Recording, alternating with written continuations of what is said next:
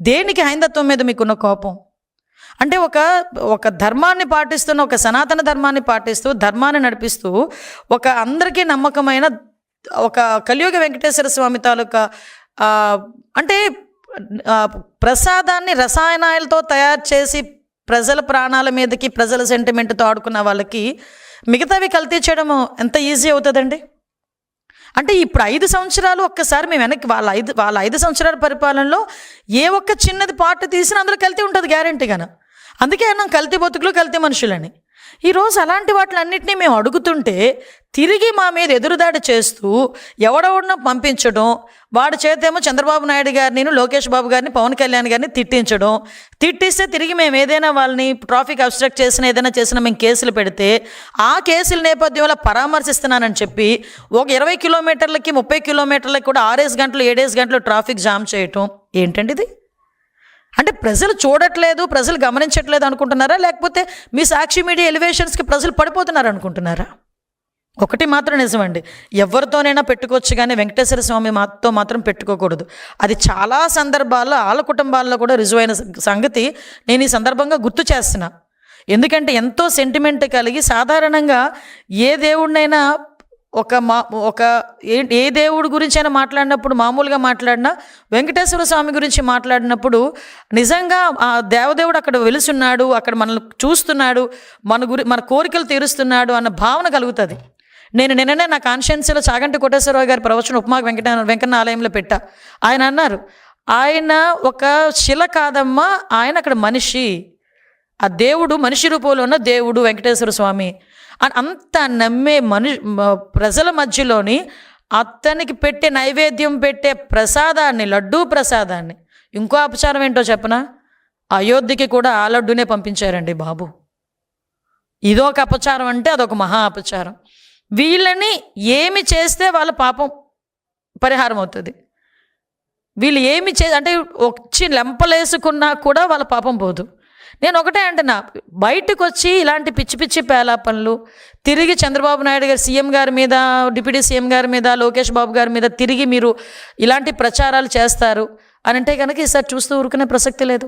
కంపల్సరీగా ప్రజల్లో ఒక చర్చ జరగాలి, ప్రజల్లో ఒక అవేర్నెస్ రావాలి. ఇలాంటి మనుషులన మనం ఈరోజు లాస్ట్ 5 సంవత్సరాలు భరించాము అన్న దృక్పథం కూడా ప్రజల్లోకి రావాలి. ఇలాంటి వాళ్ళని ఎట్టి పరిస్థితుల్లోని తిరిగి కనీసం రాజకీయాల వైపు చూడకుండా చేసే బాధ్యత కూడా ప్రజలు తీసుకోవాలి. నేను ప్రజలను అప్పీల్ చేస్తున్నా, రాజకీయాలు ఉంటాయి పోతాయి, ఇవన్నీ పక్కన పెడితే ఈరోజు మన మనోభావాలు, ప్రజల మనోభావాలు, హైందవ మనోభావాలు, అన్ని కులాలకు సంబంధించిన మనోభావాలు నిలబెట్టుకోవాల్సిన అవసరం ప్రజలకు మన మీదే ఉంది. మీకు గుర్తుందా, ప్రతిసారి ఒక షాలు, వెంకటేశ్వర స్వామి బొమ్మ, దాంతోపాటు ప్రసాదము, ఇదే ప్రసాదం తీసుకెళ్లారు. ఆ రోజు 5 సంవత్సరాలు మీరు తిన్న ప్రసాదం, నేను తిన్న ప్రసాదం, ఆఖరికి ఎంత పెద్ద నాయకుడు, పెద్ద పెద్ద వ్యాపారవేత్తలు ఎవరైనా తిన్న ప్రసాదం కూడా కల్తీ నెయ్యి ప్రసాదం కాదు, రసాయనాల ముద్ద ప్రసాదం తిన్నది.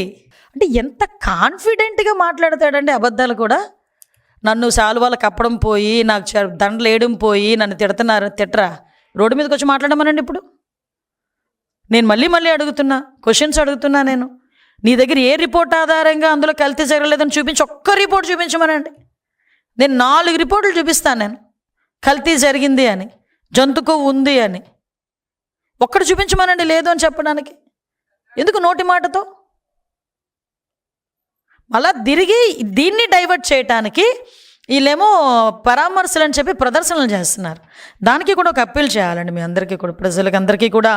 ఇప్పుడు ఏంటంటే, ఇప్పుడు నేను నిన్న కూడా మాట్లాడాను, ప్రజలు రాజకీయాలు ఉంటాయి, రాజకీయాలు అన్నీ అందరూ చేస్తుంటారు.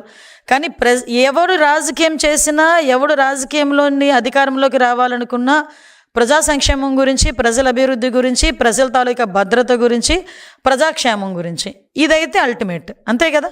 కానీ ఈరోజు అదే ప్రజల్ని ఇబ్బంది పెడుతూ 20 కిలోమీటర్ల ప్రయాణానికి 7 గంటలు 8 గంటలు తీసుకుంటూ ట్రాఫిక్ అబ్స్ట్రక్ట్ చేస్తూ ప్రజల్ని ఇబ్బందులు పెడుతూ, వే క్లియర్గా ఉన్నా కూడా కావాలని నెమ్మదిగా వెళ్తూ 2 కిలోమీటర్లు 3 కిలోమీటర్లు కూడా 2 గంటలు 3 గంటలు చేస్తూ ఏమి సాధిద్దామని.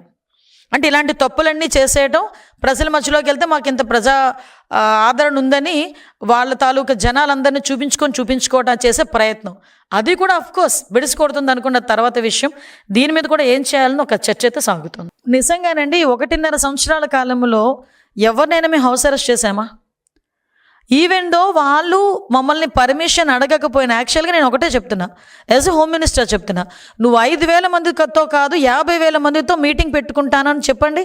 ఒక మాజీ ముఖ్యమంత్రికి ఏ బందోబస్తు ఇవ్వాలో ఆ బందోబస్తు ఇచ్చి మేము ప్రశాంతంగా పర్మిషన్స్ ఇచ్చి మేము పంపించుకుంటాం. మేమే కాదని చెప్పట్లేదే.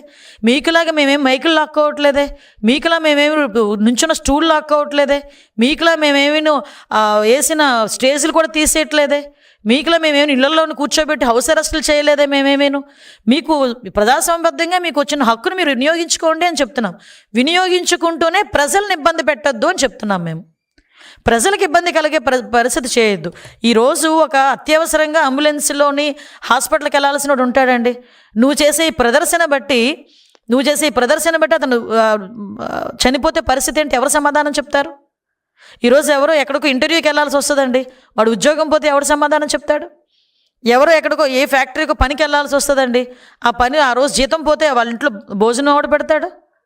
కొంచెం కామన్ సెన్స్, సివిక్ సెన్స్ ఉండాలి కదా అని అడుగుతాను నేను. అది లేకుండా ఇష్టానుసారంగా మేము వెళ్తామంటే చూస్తూ కూర్చొని ప్రసక్తి అయితే ఉండదు. ఆటోమేటిక్గా కేసులు అయితే పడతాయి. పర్మిషన్ నిజంగా అడిగితే మేము చెప్తాం ఎన్ని కార్లు వెళ్తాయి, ఎంతమంది జనాలు వస్తారు, దాన్ని బట్టి మేము బందోబస్తు ఏర్పాటు చేసుకుంటాం, మేము అడుగుతాం. కానీ అలాంటిది ఏం లేదు, ఎక్కడ కనిపించట్లేదే. మేము ఇంటిమేషన్ ఇస్తారు, మేము పలానా దగ్గరికి వెళ్తామని. అంటే మేమే ఇంతమంది వస్తారేమో అనుకొని మేమే పెట్టుకొని ఎవరైనా ఎక్కువ మంది వస్తే ఆపితే పోలీసులు తోస్తున్నారు, పోలీసులు అని చెప్పి మాట్లాడుతూ ఎవడో రప్పా అని చోటు నోటుకొచ్చినట్టు మాట్లాడినా మేము నోరు మూసుకొని ఊరుకోవాలా? మళ్ళీ తిరిగి పోలీసుల్ని ప్రభుత్వాన్ని మీరు అడ్డుకుంటున్నారని మాట్లాడడం సబబా అది?